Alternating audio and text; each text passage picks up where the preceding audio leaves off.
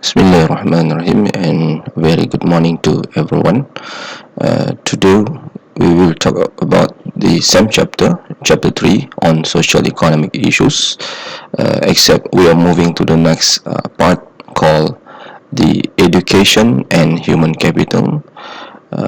This is the second subtopic in chapter 3. There are three things that will be discussed. Number one is the importance of education and human capital among the local labor.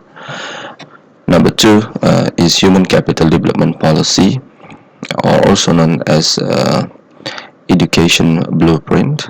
And number three is foreign labor in terms of the contributions or advantages and also disadvantages. This is our lesson plan.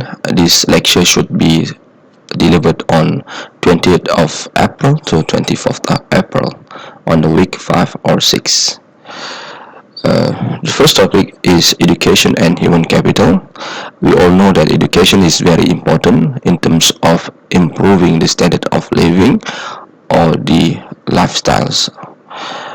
The level of education among Malaysians increased by reason of expanding of income, better education facility, financial assistance and incentive provided by the government. So the importance of education and human capital to the local level um, can be measured by few contribution. Number one is generate value-added activities. When we talk about value-added activities, we must know that value-added activities has to do with any economic activities that improve the value of the goods.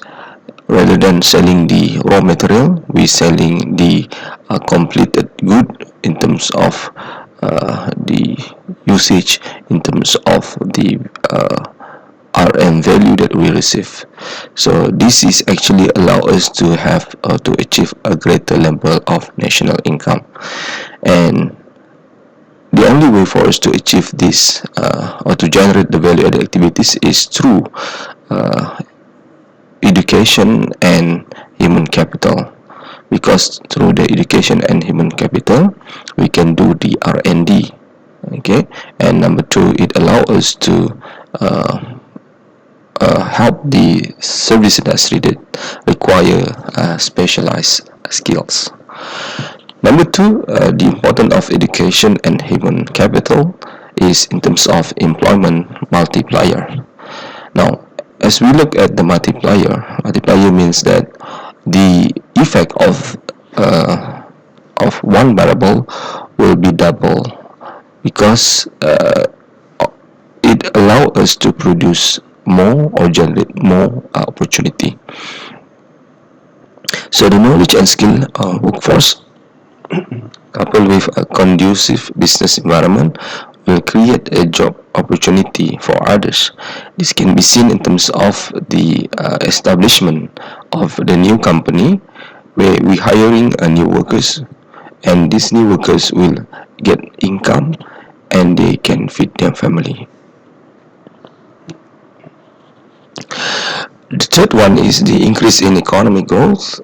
Knowledge workforce is innovative and capable of generating high value added activities.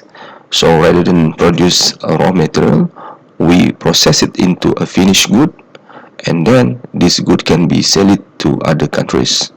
So this will actually generate export investment, and finally, as we learn, it will increase our national income. Number Number four is supply of skilled workforce. Education and other upskilling programs are essential to prepare Malaysia workforce. So this has to do with improvement in terms of ICT skills, vocational skills, managerial skills, and other technical skills. So we are proposing a good skilled workforce in order to fulfill or to supply a skilled workforce for the industries. So this will help us to prepare our country to be a developed nation. Next is attract investment.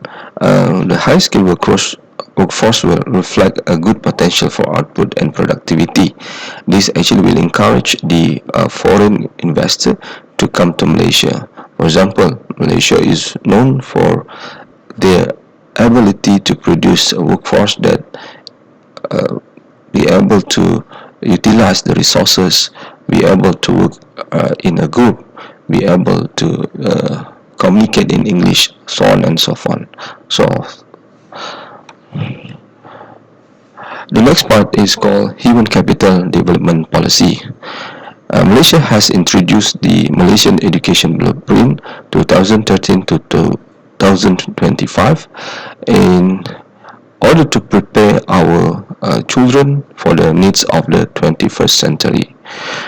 So there are many things in this Malaysian Education Blueprint, but the focus should be given to the six student aspiration. The first student aspiration is the knowledge. So at the most basic level, every children will be given exposure to literacy and numeracy. So a student must master the core subjects such as mathematics and science and acquire the rounded general knowledge of Malaysia, Asia and the world.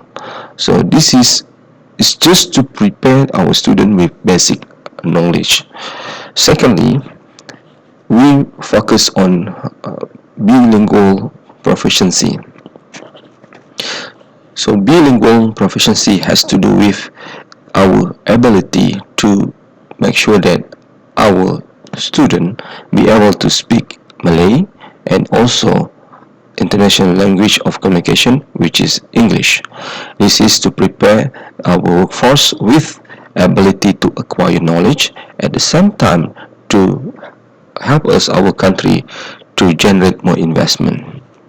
This has to do with the idea that the workforce become attractive to the foreign investment if the workers be able to speak English.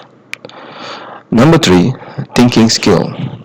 Every child will learn how to continue acquiring knowledge throughout their life. This is what we call the primary education, secondary education, or tertiary education. But the most important thing in this process is improvement or development of thinking skill.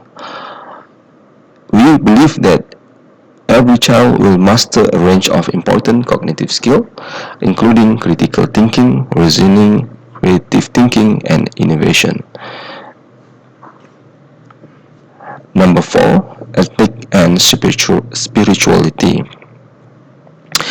Education system aim to instill a strong ethnic and spirituality within every child to prepare them for the challenge that they will face as an adult. This is because without the ethics and spirituality, they are exposed to conflict. They are exposed to what we call the environment that will affect their personality. So we want to make sure that our workforce, our children, they are prepared in terms of ethics and spirituality, so that they will not be drawn by this negative environment. And this actually will allow us to produce a good workforce, and this actually will improve the productivity of the company. Number 5, leadership skill. We want to make sure that the student reach their full potential by creating formal and informal opportunity in terms of the ability to work as a team, and then allow someone to take the leadership roles. In education system, leadership compensates for dimension, which is entrepreneurship, resilient, emotional intelligence, and strong communication skill. And the last one is national identity. National identity has to do with creating the human or the student that has some identity to the country. So this can be instilled through the rukun negara. So every child will proudly identify them as a Malaysian, irrespective of ethnicity, region, or religion or socioeconomic status. The last topic is foreign labor. This topic can be discussed from two perspectives. The first is advantageous and the second is disadvantageous. As for the advantages, the first advantages of foreign labor is to overcome the problem of labor shortage. In Malaysia, there are many industries that are facing a problem of a labor shortage. This happened to the critical industries such as in manufacturing, construction, and low-skilled services. Therefore, we need to hire these foreign workers in order to make sure that the growth in this industry are not disrupted by the shortage of labor. Number two, to lower the cost of production, by hiring the foreign labor, we will be able to reduce our cost of production, such as wage. This is because the foreign workers willing to accept the low wage as compared to the local workers. So this is actually will bring up the uh, profit, and this actually allow the firm to produce more goods and services. Number three is to get skilled workers. Some of the industry requires skilled workers, and these skilled workers can only be gained or can only be produced if we import or we bring the foreign workers. For example, foreign engineer, medical doctors, and academicians. Some of these workers are needed in these industries, and because of our inability to produce the local uh, skilled workers, we need to import them from other countries. Number four is to help in the transfer of technology. Some of technology requires us to work with the foreign country, and this actually allow us to bring technology into our country. For example, the foreign engineers along with the foreign capital were actively involved in KLCC construction. The company called Hazama Corp Japan and J.A. Jones Construction USA are responsible to build the Tower 1 of KLCC. Number 5, enhance the economic growth. The foreign workers enable the rapid infrastructure development, and thus this will stimulate economic growth. This is because the construction of public infrastructure requires us to hire the foreign workers to make sure that this will actually help us to have a better infrastructure. Somehow, as we learn in the economy, y equal to c plus I plus g plus x minus m, the I part actually contribute to the economic growth, which is investment. So by having a higher number of foreign labor, this will allow us to have better or higher investment in terms of public infrastructure or private infrastructure. The last part of this topic is called the disadvantages of hiring foreign labor. The first disadvantages of hiring foreign labor is called inferior quality of goods and services produced by foreign workers. Some of these foreign workers are unable to speak Malay, neither know the English. This actually will create a difficulty to our firm to get the best from our workers. The instruction cannot be understood by workers, and this will lead to the miscommunication, and this will lead to the other problem that we call inferior quality of goods and services. And this also has to do with our policy.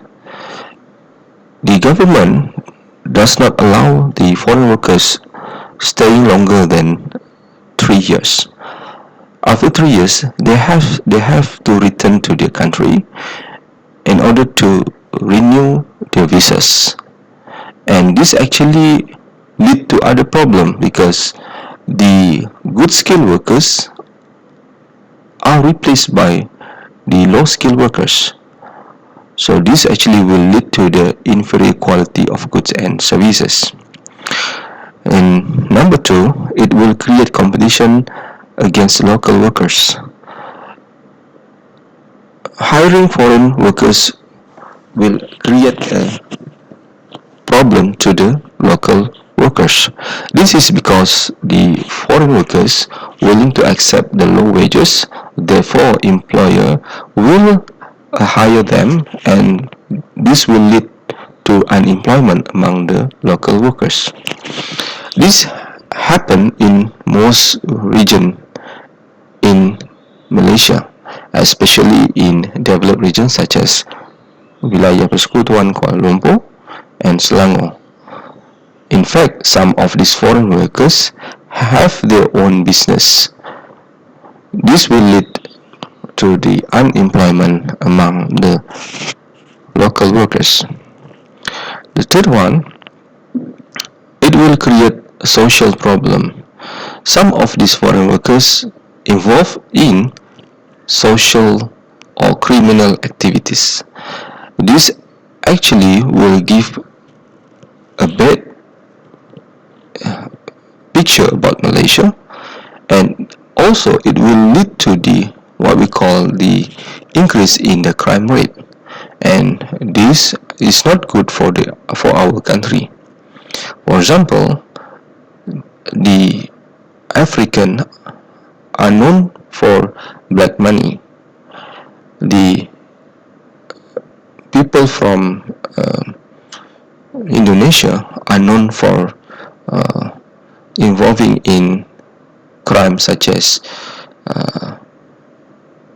robbery, so on and so forth. Therefore, this actually will lead to crime rate in Malaysia, and this is not good in terms of detaining them, put them in the prison, and also we have to feed them. And number four is repatriation of wages to the country. Repatriation of wage means that they will send their money back to their country, and this will lead to outflow of money or outflow of our currency to their country. And this is not good because once our currency flow out or outflow to their country, that money will never come back to Malaysia except when we do the export to their country. So this actually will lead to the fall in GDP as well as fall in our foreign currency. And the last one, it will lead to the increase in government expenditure. This is because government has to pay the public infrastructure for the foreign workers. And this is not good because they are not a taxpayer for the country. Okay, that's it everyone, and please make sure that you have a question during our next session.